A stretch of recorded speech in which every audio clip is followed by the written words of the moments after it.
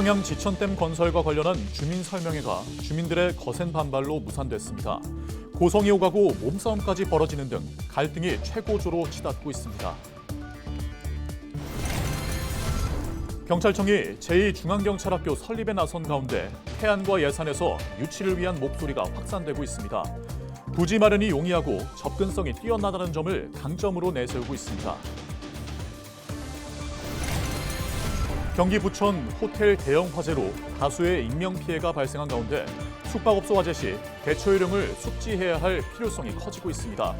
대피를 돕는 완강기 사용법을 전해드립니다.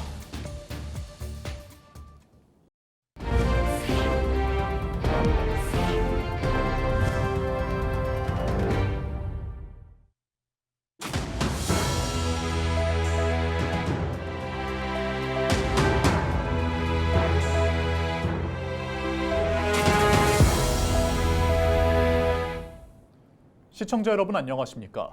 헬로티비 충남 뉴스입니다. 정부의 기후대응댐 후보지로 선정된 청양 지천댐 건설을 놓고 주민들의 반발이 거세지고 있습니다. 환경부가 청양군을 찾아 지천댐 건설 필요성 등을 설명하기 위한 주민설명회를 열 예정이었는데 고성이 오가고 몸싸움이 벌어지면서 결국 무산됐습니다. 이미정 기자입니다. 청양 지천댐 건설에 반대하는 주민들이 구호를 외칩니다. 설명회 시작 30분 전부터 행사장 곳곳에서 항의 섞인 고성이 터져나옵니다. 단상으로 올라가려는 반대 주민들과 막으려는 경찰들 사이에 몸싸움도 벌어졌습니다. 반대 주민들은 정부가 주민 의견도 듣지 않고 일방적으로 댐 후보지를 발표했다며 설명회를 연기하라고 말했습니다. 댐을 발표하기 전에 주민 설명회를 듣는 게 행정의 절차예요. 현장에서 찬송 주민들은 설명회를 예정대로 진행하라며 항의하기도 했습니다. 경찰 통제에도 반대 주민들의 반발이 잦아들지 않자 결국 설명회는 무산됐습니다. 하지만 이렇게 상황에서는 정상적으로 이 주민 설명회를 개최하기가 힘들다는 생각이 듭니다. 지난달 환경부는 극한 호우와 가뭄에 대응하기 위한 댐을 건설하기로 하고 후보지 14곳을 발표했습니다. 충남에선 청양 지천이 후보지에 포함됐습니다. 반대 측 주민들은 댐이 건설되면 수중 생태계가 파괴되고 일조량이 부족해져 농업에 악영향을 줄 거라고 우려하고 있습니다. 반면 찬성 측 주민들은 댐 주변에 관광시설 등을 조성하면 지역 발전의 계기가 될 수 있고 인구 소멸 문제를 해결할 수 있다고 주장하고 있습니다. 환경부는 아직 댐 건설이 확정된 게 아니라며 주민들과 충분히 소통하고 의견을 수렴한 뒤 설명회를 다시 열 계획이라고 밝혔습니다. 하지만 반대 측 주민들은 납득할 수 있는 충분한 설명과 대책 마련이 우선이라는 입장이라 지천댐 건설을 둘러싼 갈등은 당분간 이어질 것으로 보입니다. 헬로티비 뉴스 이미정입니다. 경찰청이 제2중앙경찰학교 설립에 나선 가운데 태안과 예산에서는 유치를 위한 목소리가 확산되고 있습니다. 태안군 의회는 27일 열린 임시회에서 관련 건의안을 채택하고 제2중앙경찰학교가 태안군에 설립돼야 한다고 주장했습니다. 군의회는 유치 후보지로 기업도시를 제안하며 부지 조성 비용이 들지 않고 수도권과 가깝다는 장점을 꼽았습니다. 예산군도 지난달부터 제2중앙경찰학교 설립 활동에 본격적으로 나선 가운데 지역 기관 단체들이 유치를 지지하는 목소리를 잇따라 높이고 있습니다. 예산은 공주대 국유지 활용과 뛰어난 교통 접근성을 강점으로 내세우고 있습니다. 최종 후보지는 오는 11월 발표될 예정입니다. 지난 22일 부천 호텔에서 불이 나 많은 인명피해가 발생했습니다. 특히 8층 객실에서 1층에 설치된 에어매트로 뛰어내린 투숙객 2명이 숨진 것으로 전해졌는데요. 호텔과 같이 숙박업소에는 화재 발생 시 건물 밖으로 신속히 대피할 수 있도록 완강기가 설치되어 있습니다. 완강기 사용법만 잘 알아도 안전하게 대피할 수 있다고 하는데요. 김호 기자가 완강기 사용법을 알려드립니다. 부천의 한 호텔, 8층 객실에서 시뻘건 불꽃이 뿜어져 나옵니다. 순식간에 호텔 전체가 희뿌연 연기에 휩싸였습니다. 불이 나자 투숙객과 직원 등 70여 명이 몸을 피했지만 19명의 사상자가 발생했습니다.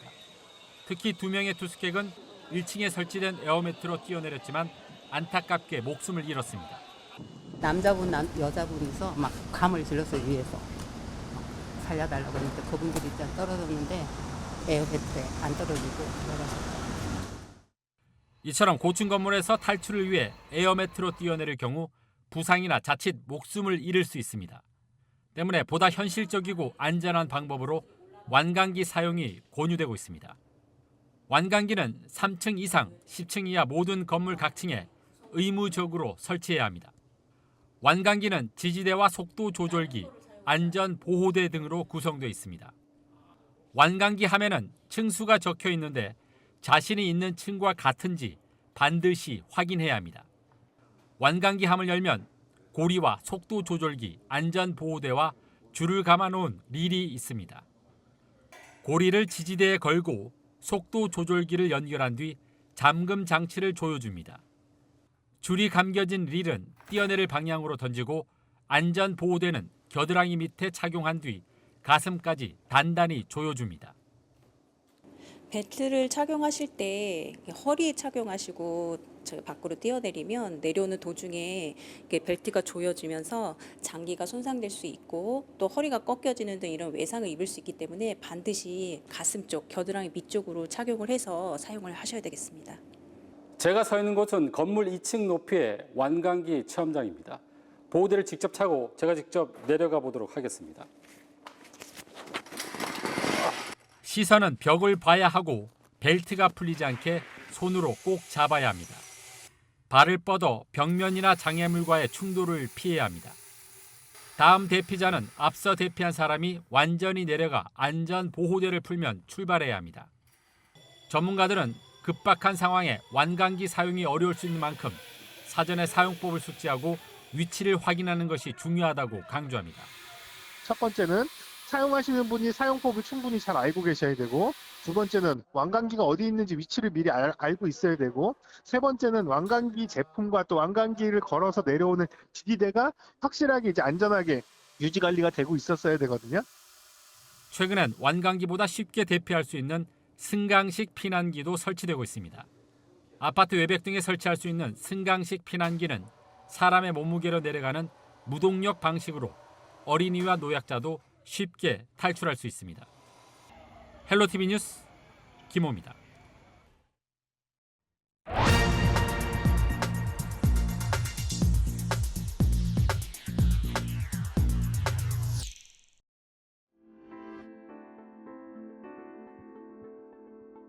일하거나 배우지 않고 그냥 쉬는 청년이 44만 명을 넘는다는 통계 자료가 최근에 발표됐습니다. 사상 최대라고 합니다. 청년들의 취업난이 그만큼 심각하다는 얘기죠. 그런데 더 큰 문제는 그냥 쉰다는 청년 4명 가운데 1명은 일할 의사가 없다고 대답했다는 겁니다. 구직 활동도 하지 않고 무기력증에 빠진 현실을 보여주는 것이죠. 일본에서 한참 사회 문제가 됐던 니트족이 우리나라에서 이슈가 된 지도 한참 됐죠. 일각에서는 이런 니트족이 늘고 있는 이유를 먹고 살 만한 부모에게 의존해서 편하게 살려는 젊은이들, 이른바 캥거루족이 늘고 있는 것과 연관지어 해석하기도 합니다. 그런데 청년들 탓만 하기에는 우리 사회의 구조적인 문제가 크다는 점을 지적하지 않을 수 없습니다. 바로 일자리 양극화입니다.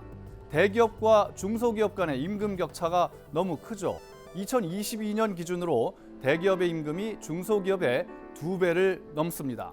자연스럽게 청년들이 대기업을 선호하고 중소기업은 기피하게 되는 것이죠. 하지만 대기업은 신입사원보다는 경력사원 위주로 채용하다 보니 청년들의 취업은 낙타가 바늘구멍 들어가기와 같이 어려운 게 현실입니다.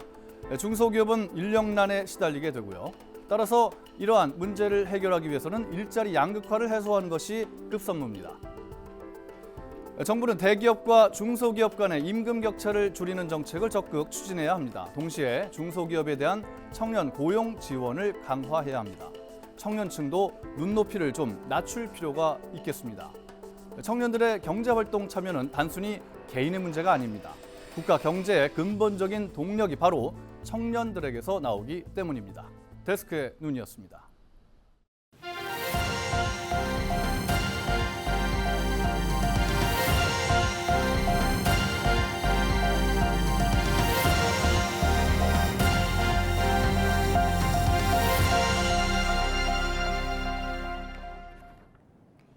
태안 지역 농업 활성화와 농산물 유통 상생 발전을 위한 태안군 농협조합 공동법인 설립이 본격적으로 추진됩니다. 태안군은 농협중앙회 태안군 지부장, 지역 농협조합장 등과 함께 공동법인 설립을 위한 업무 협약을 체결했습니다. 농협조합 공동사업법인은 지역 농축협 2곳 이상이 출자해 농축협이 하는 경제사업을 전문적으로 수행하는 조직입니다. 태안군은 농림축산식품부 승인을 거쳐 올해 말 법인 설립이 가능할 것으로 예상하고 있습니다.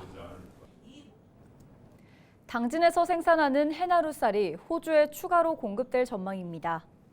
당진시와 당진 해나루 쌀 조합 공동사업법인 신미 오스트레일리아는 호주 현지에서 해나루 쌀 수출 확대를 위한 업무 협약을 맺었습니다. 이들은 호주로 수출되는 해나루 쌀의 양을 기존 40톤에서 100톤으로 늘리기로 했습니다.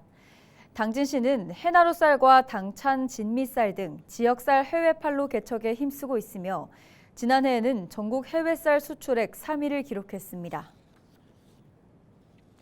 태안 해상에서 선박 화재가 발생해 해경이 진화했습니다. 불은 태안 외파수도 인근 해상을 지나던 선박에서 26일 낮 1시 40분쯤 났습니다. 신고를 받고 출동한 태안해경은 인근 어선에 있던 어민들과 함께 불을 끄고 승선원 1명을 무사히 구조했습니다. 해경은 선장을 상대로 정확한 화재 원인을 조사할 예정입니다. 이용록 홍성군수가 국토교통부를 방문해 주요 현안 사업 추진을 건의했습니다. 이 군수는 먼저 지역경제 활성화를 위해 내포신도시 국가산업단지가 신속히 조성될 수 있도록 국토부의 전폭적인 지원과 협조가 필요하다고 강조했습니다.